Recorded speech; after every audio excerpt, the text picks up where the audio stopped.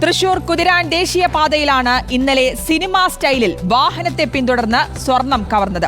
3 കാറുകളിലെത്തിയ അക്രമി സംഘം വ്യാപാരിയെ ആക്രമിച്ച് 2 കോടിയുടെ സ്വർണം കവരുന്ന CCTV ദൃശ്യങ്ങൾ ഇന്ന് പുറത്തുവന്നു.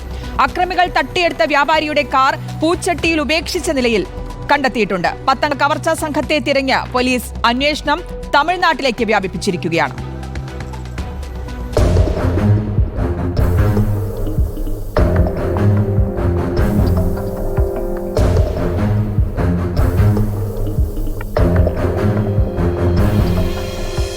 ഇന്നലെ പട്ടാപകലായിരുന്നു ദേശീയപാതയിൽ വാഹനം തടഞ്ഞ് സ്വർണം കവർന്നത്. തൃശൂർ വടുക്കുംചേരി ദേശീയപാതയിലെ കുതിരാന് സമീപത്തെ അടിപ്പാത നിർമ്മിക്കുന്നതിന് സമീപത്ത് വെച്ചായിരുന്നു കവർച്ച. 10 അംഗ സംഘമാണ് കവർച്ചയ്ക്ക് പിന്നിൽ. കോയമ്പത്തൂരിൽ നിന്നും തൃശൂരിലേക്ക് കാറിൽ സ്വർണ്ണാഭരണവുമായി വരികയായിരുന്ന തൃശൂർ സ്വദേശി അരുൺ സണ്ണി എന്ന സ്വർണ്ണ വ്യാപാരിയെയും സുഹൃത്ത് റോജി തോമസിനെയുമാണ് ആക്രമിച്ച് സ്വർണം കവർന്നത്. 2 കിലോ 600 ഗ്രാം സ്വർണമാണ് നഷ്ടപ്പെട്ടത്. 11 മണിയോടെ കല്ലിടുക്കിൽ വെച്ചായിരുന്നു സംഭവം. 2 ഇന്നോവയും മറ്റൊരു വാഹനവും വ്യാപാരിയുടെ കാറിനെ പിന്തുടർന്നു.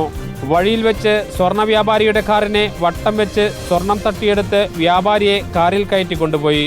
പിന്നീട് റോജിയെ പുത്തൂരിലും അരുണിനെ പാലിയേക്കര ടോൾ പ്ലാസ പരിസരത്തും ഇറക്കിവിട്ടു. വ്യാപാരിയുടെ വാഹനം പൂച്ചട്ടിക്ക് സമീപം ഉപേക്ഷിക്കപ്പെട്ട നിലയിൽ കണ്ടെത്തി. സംഭവത്തിൽ ഒല്ലൂർ ഡിവൈഎസ്പിയുടെ നേതൃത്വത്തിൽ 4 സംഘങ്ങളായി തിരിഞ്ഞ് അന്വേഷണം ഊർജിതമാക്കിയിട്ടുണ്ട്. കവർച്ചാ സംഘത്തെക്കുറിച്ച് നിലവിൽ യാതൊരു വിവരങ്ങളുമില്ല. അന്വേഷണത്തിൽ തമിഴ്നാട് പോലീസിന്റെ സഹായവും തേടിയിട്ടുണ്ട്. പട്ടാപകൽ ദേശീയപാതയിൽ നടന്ന കൊള്ള പോലീസിനെയും ഞെട്ടിച്ചു. റിപ്പോർട്ടർ, തൃശൂർ.